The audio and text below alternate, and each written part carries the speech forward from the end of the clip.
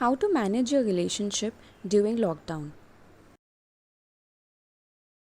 Hello everyone, I'm Prashakha Solanki. I'm an RCI registered clinical psychologist and I have my own center in Bhawanipur, Kolkata known as MySpace-Psychological Wellness Center. So today I'm going to talk about couples during this lockdown. It is likely to kind of stir up a lot of heightened emotions in you. You might feel angry, frustrated, bored, and annoyed, and it's absolutely usual because this is a very unusual, unfamiliar, and highly stressful situation for all of us. So let's discuss few ways in which you can protect your relationship from getting damaged and deal with it in a better way. The first thing that I would want to talk about is that learn to accept the crisis, the COVID-19 crisis, and because this crisis has kind of disrupted all our routine, all our usual routine, and it is likely to feel frustrated at this hour. So the sooner we accept this crisis in our life, it gets better for us to kind of deal with it and lower expectations, with respect to our partner and be in harmony. Also, it is important to have a structure to our routine. So each partner needs to kind of make their own routine and structure it, set time for different activities, and also take care of the fact that you are owning your own decisions. You're not taking decisions for your partner, and you're not dragging your partner into your own inner conflict. For example, what I mean here is that, for example, you've decided to do an exercise routine with your partner, and your partner does not agree to do it with you for some or the other reason. So you could blame the partner that you could not even motivate me for such a small thing, and because of you I'm not being able to do this activity because I thought I would be doing it for you. Remember, this is your own conflict, this is your own inner conflict, your own ambivalence, and you're just dragging the partner into it. You're being unfair to the partner, you're blaming the partner for it, which is not right. So be aware of this pattern and make sure that you do not indulge yourself into it.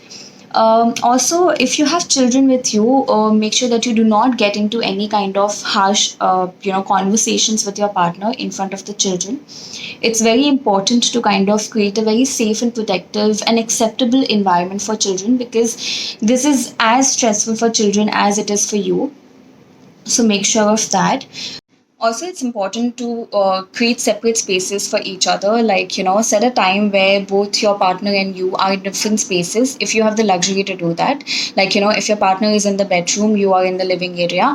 But if you do not have the luxury to do that, make sure that you create an artificial space. For example, put on your earphones, watch something, listen to music, and just assume that your partner is nowhere there in the same room.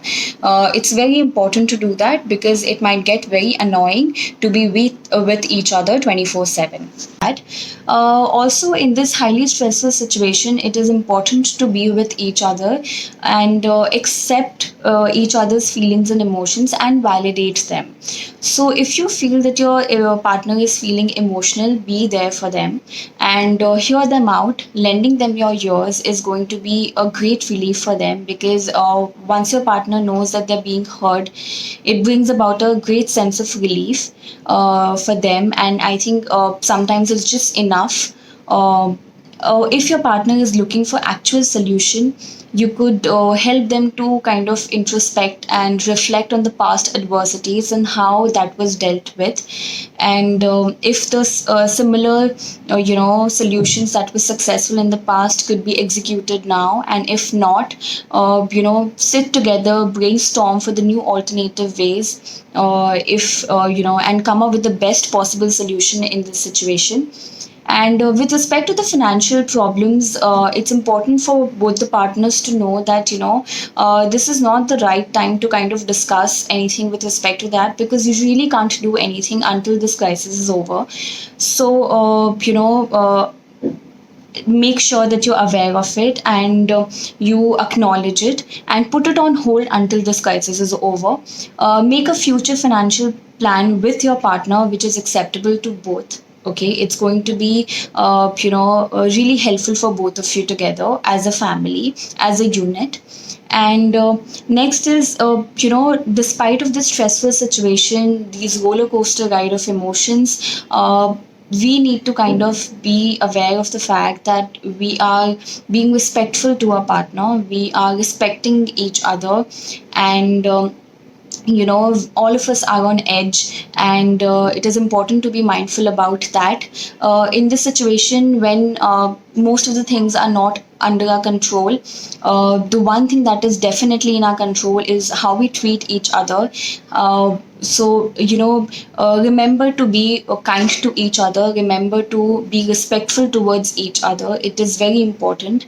And another thing that I would want to talk about is that, when you're expressing your concerns, when you're expressing your complaints to your partner, your issues to your partner, it's important to use I in your statements and not you in your statements. For example, saying that, I feel this way, I need this, or I felt this in this situation. This gives the partner a little more space to understand, to hear you out. But when you use you in your statements, they become a little defensive, and they block their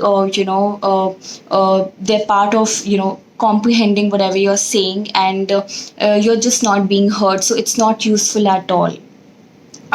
Next is, set time for discussing your problems. Set a particular time during the day where you're discussing all the negative things, all the issues, all the problems, including the COVID-19 crisis. Because discussing all day about the problems and the issues is not going to be healthy for your relationship. And also set a timer that you're going to discuss it only for 20 minutes or 30 minutes, and not more than that. Even if it brings to a very abrupt ending, that's absolutely fine. So set a timer to your discussions, to your problem discussions. Also, it's, if you think that you're reaching a breaking point where you cannot handle the situation at all, you need your own space and time, it's absolutely okay. It is absolutely fair for you to do that. So take your time, and get back only when you're ready to get back to the discussion or to the usual activities that you've set for yourself. Also, the next thing is that it's important to keep the romance alive. So if it is possible for you to recreate dates and it get involved in different activities, like walking, cooking together, play board games together, which will force you to kind of have this eye contact with each other, and it's going to kind of revive the relationship. Discuss about the future plan, the good future plan, which involves both of you together, and make a story, very positive story. How would you want to see both of you 5 years down the road? So it's going to kind of create a very healthy environment and form a foundation for a very good healthy conversation, communication. I would want to kind of end my video with giving you one last tip, is that try to know your partner better, because what you had known about your partner 6 months back may not hold true any longer. So try to know each other, like about about their likes, dislikes. Ask them open-ended questions. What would they do in different situation? Creating hypothetical situation for them. Also appreciate your partner for the small thing that they do, and ending your day with the ritual of connection, which is like share something that your partner did on that day and you appreciated that, and ask your partner what you could do the next day, which would make them feel accepted and loved, and you can execute that the next day. So this is all from my side, and I hope you're able to kind of follow these suggestions. I hope this is helpful for you, and I will try to come up with more videos in the near future to help you. And stay safe, stay home, take care of each other, take care of yourself, and I hope this crisis gets over for all of us soon. Thank you.